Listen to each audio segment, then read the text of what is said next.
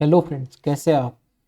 जैसा कि आप जानते हैं कि हमारा ये डिस्कशन एंशियंट हिस्ट्री का आर एस शर्मा की text book India's ancient past पे बेस्ड है।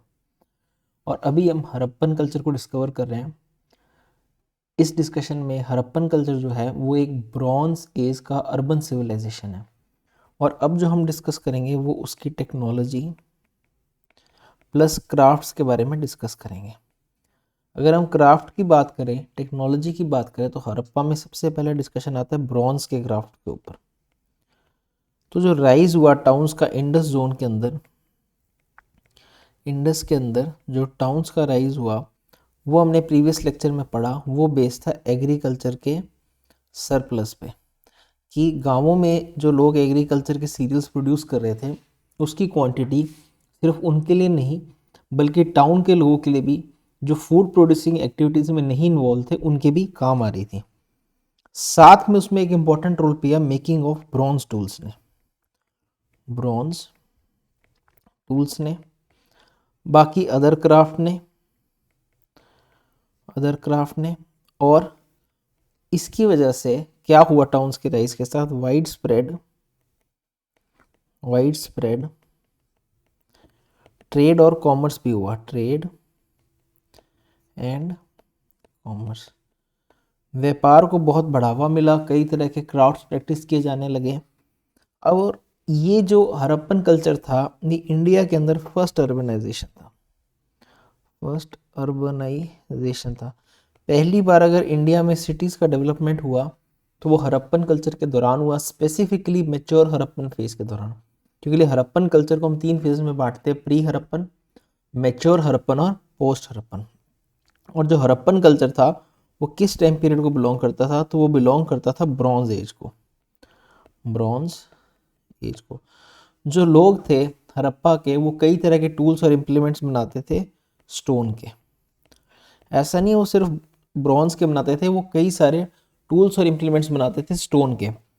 पर वो वेल एक्वेंटेड थे with manufacture and use of bronze.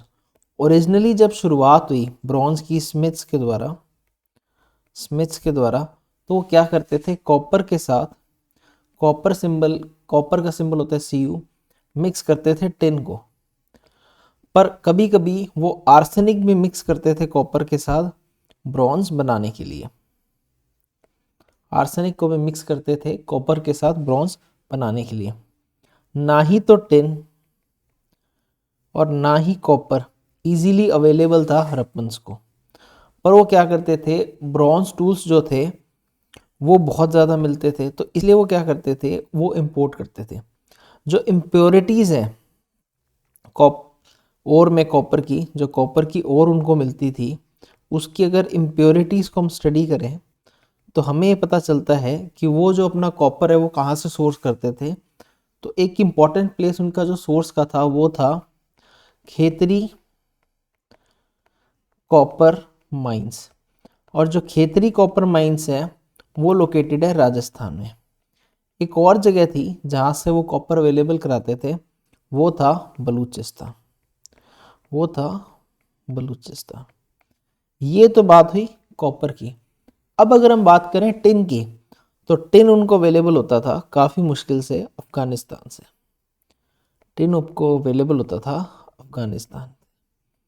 और अगर और पुरानी वर्किंग्स की बात करें, उन्हीं इम्प्योरिटीज़ को स्टडी करें, तो हमें पता चलता है उनको टिन और कहाँ से मिलता था। एक तो हजारीबाग से और एक बस्तर से। बस्तर का नाम हमने पहले भी डिस्कस करा जब हमने बात करी थी गॉन्ड्स के ग्रुप की, जो बस्तर में रहते हैं, और उनका क्या बिलीफ था कि जो कैटल है उनको मिल्क नहीं करना चाहिए। कैटल का जो मिल्क है वो सिर्फ काफ के लिए है, तो कैटल को सिर्फ नॉन वेजिटेरियन फूड के लिए यूज़ करते थे। तो आपको कोरिलेशन के याद करने के लिए बता रहा हूँ। तो टिन वो सोर्स करते थे अफगानिस्तान से, हजारीबाग से और बस्तर से। तो जो ब्रॉन्ज टूल्स और के मेटल्स, जो ब्रॉन्ज के टूल्स और वेपन्स हमें मिलते हैं हड़प्पन टाइम पीरियड से, उनके अंदर स्मॉल परसेंटेज टिन का है। वो टिन और कॉपर को मिला के ज़्यादातर ब्रॉन्ज के टूल्स बनाते थे और कभी कभी वो क्या यूज़ करते थे, आर्सेनिक भी यूज़ करते थे। जो किट्स यूज़ करी जाती थी मैन्युफैक्चर करने के लिए ब्रॉन्ज के गुड्स को, वो हड़प्पन्स के द्वारा लेफ्ट करी गई हैं कई जगह पे, और वो इतनी न्यूमरस है कि ये सजेस्ट किया जाता है कि जो ब्रॉन्ज के जो स्मिथ्स थे, जो ब्रॉन्ज को बनाते थे, वो एक इम्पॉर्टेंट ग्रुप था, ग्रुप ऑफ आर्टिसंस था, इम्पॉर्टेंट ग्रुप ऑफ आर्टिसंस था हड़प्पन सोसाइटी में। हड़प्पन सोसाइटी में ब्रॉन्ज बनाने वाले लोग काफ़ी इम्पोर्टेंट रोल प्ले करते थे।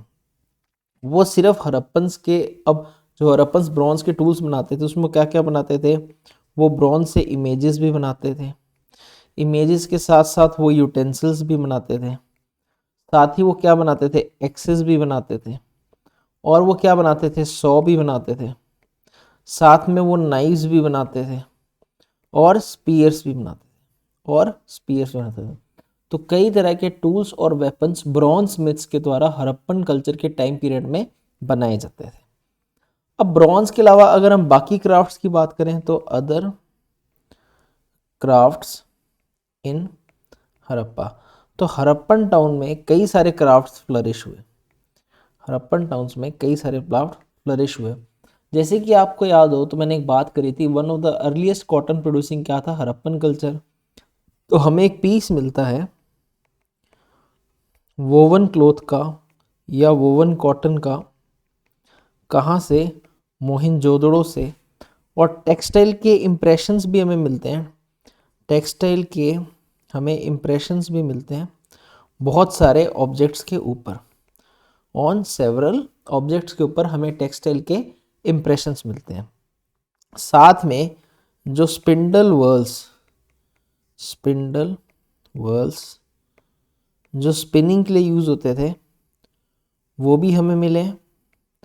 जो वीवर्स थे वो वूव करते थे क्लॉथ किसके, वूल के भी और कॉटन के भी। हमने पढ़ा था कि वो शीप को डोमेस्टिकेट करते थे, तो शीप से उन्हें वूल मिलता था, कॉटन ग्रो करके उन्हें कॉटन मिलती थी और उससे वीवर्स वीव करते थे। साथ ही हमने एक बात बार बार पढ़ी कि हमें बहुत बड़े बड़े ब्रिक के स्ट्रक्चर्स मिलते हैं, ह्यूज ब्रिक स्ट्रक्चर्स। इसका मतलब ब्रिक लेइंग जो था वो भी एक इम्पॉर्टेंट क्राफ्ट था, और इससे हमें पता चलता है कि उस टाइम्स पे एक क्लास ऑफ मेसन्स भी एग्जिस्ट करते थे। साथ ही अगर हम हड़प्पन सील्स को डिटेल में स्टडी करें, एक्सकवेशंस को स्टडी करें, तो हमें ये भी पता चलता है कि हड़प्पन्स और क्या प्रैक्टिस करते थे, तो प्रैक्टिस करते थे बोट मेकिंग, वो नाव भी बनाते थे, तो बोट मेकिंग को भी वो प्रैक्टिस करते थे। बाद में हम और डिटेल में पढ़े तो हमें ये भी पता चलता है कि वो सील मेकिंग भी प्रैक्टिस करते थे, सील मेकिंग। साथ में टेराकोटा मैन्युफैक्चरिंग भी इम्पोर्टेंट क्राफ्ट थे उस टाइम पीरियड में। अब अगर हम बात करें गोल्ड स्मिथ की, तो कई तरह की ज्वेलरीज बनाते थे, खासकर सिल्वर की, गोल्ड की और प्रेशियस स्टोन्स की। अगर हम बात करें सिल्वर और गोल्ड की, तो वो उन्हें बेसिकली मिलता था अफगानिस्तान से, और यही अगर हम बात करें प्रेशियस स्टोन्स की, तो वो उन्हें ज़्यादातर मिलते थे साउथ इंडिया से, वो उन्हें मिलते थे साउथ इंडिया से। इसके साथ जो हड़प्पन्स थे वो एक्सपर्ट बीड मेकर्स भी थे, बीड मेकर्स भी थे। उसके बाद वो कई तरह के पॉट के यूटेंसिल्स भी बनाते थे, तो इसलिए पॉटर्स व्हील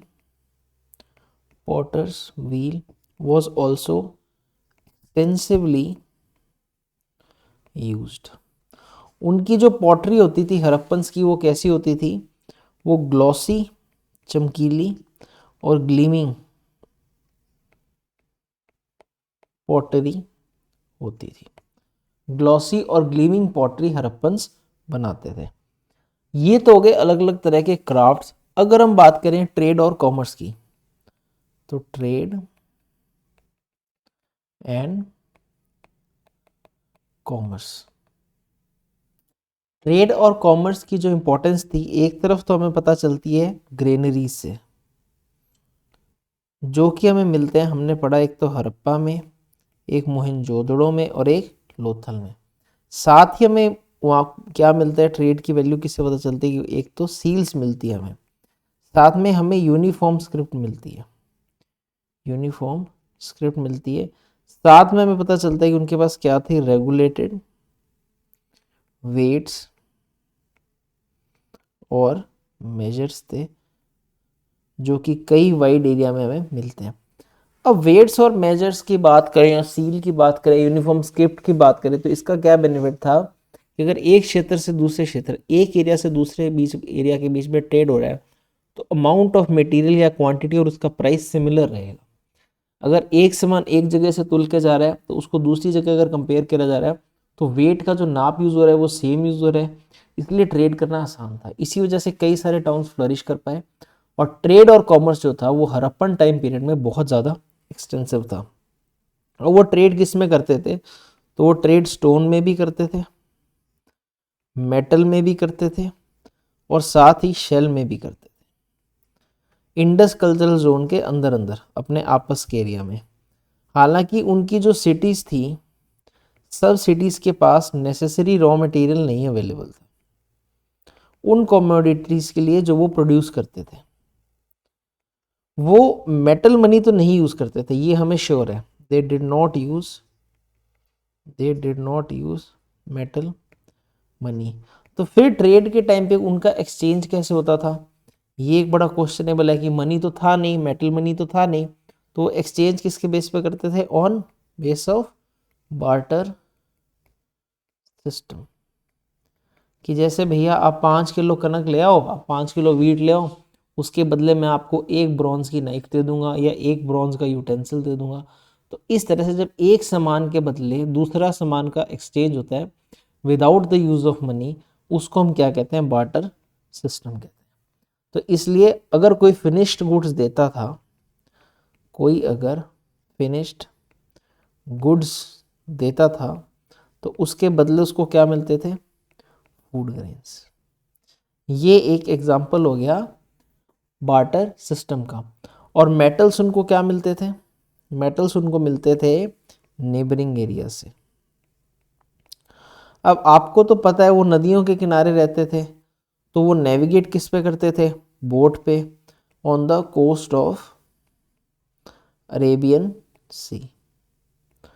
और ज़मीन पे आने के बाद गांवों और शहरों तक सामान कैसे लेके जाते थे, तो इन बुलक कार्ट। इन बुलक कार्ट, हमने बुलक के बारे में पढ़ा था कि वो bulls were used as the beast of burden, सामान ढोने काम आते थे। तो बुलक कार्ट से और बोट से वो अपना सामान इधर से उधर लेके जाते थे।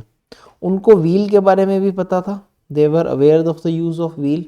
और कार्ट्स जो यूज़ होते थे वो किस तरह के यूज़ होते थे, सॉलिड व्हील के, सॉलिड व्हील के कार्ट्स यूज़ होते थे हड़प्पा के अंदर। इनफैक्ट अगर हम बात करें तो हड़प्पन्स है वो क्या यूज़ करते थे, a modern form of modern एका, पर वो स्पोक्ड व्हील नहीं यूज़ करते थे, उसके बारे में उनको नहीं पता था, वो स्पोक्ड व्हील नहीं यूज़ करते थे हड़प्पन्स। हड़प्पन्स के जो कमर्शियल लिंक्स थे, हड़प्पन्स के जो कमर्शियल लिंक्स थे, जैसे मैंने बताया वो खेतरी माइंस राजस्थान से कॉपर लाए थे, तो उनके कमर्शियल लिंक्स राजस्थान के साथ थे, साथ ही अफगानिस्तान के साथ थे, साथ ही ईरान के साथ थे।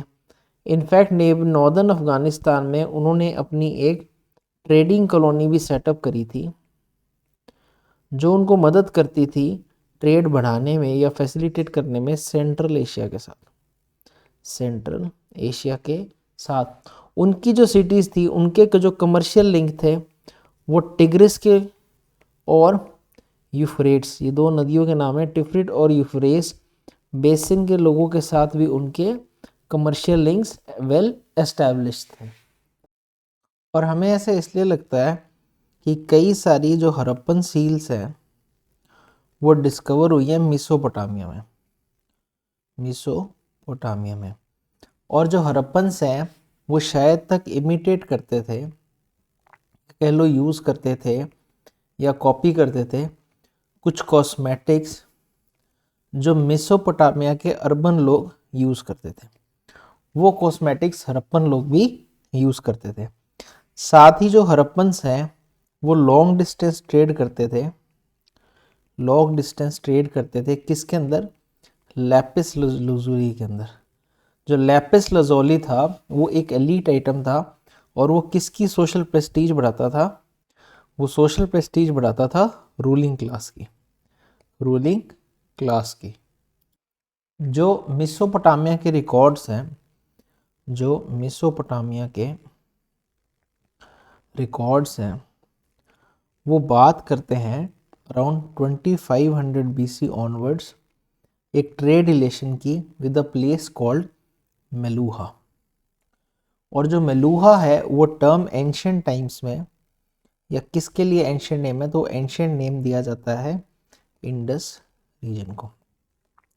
जो मेसोपोटामिया के रिकॉर्ड्स हैं, जो टेक्स्ट है, वो दो इंटरमीडिएट ट्रेडिंग स्टेशंस की भी बात करते हैं जिनका नाम है दिलमन और मकान, जो कि मेसोपोटामिया और मेलूहा के बीच में है। जो दिलमन है उसको आइडेंटिफाई किया जाता है एज बहरेन। उसको आइडेंटिफाई किया जाता है एज बहरेन, जो कि लोकेटेड है पर्शियन गल्फ में। जो कि लोकेटेड है पर्शियन गल्फ में। और इस पोर्ट सिटी में अभी भी कई ग्रेव्स के थाउजेंड्स ऑफ ग्रेव्स का एक्सकवेशन बाकी है। एक्सकवेशन बाकी है। इसके साथ हमारा अगला टॉपिक पे डिस्कशन शुरू होता है जो कि होगा सोशल ऑर्गेनाइजेशन, और वो हम कंटिन्यू करेंगे हमारी नेक्स्ट वीडियो में। Thank you.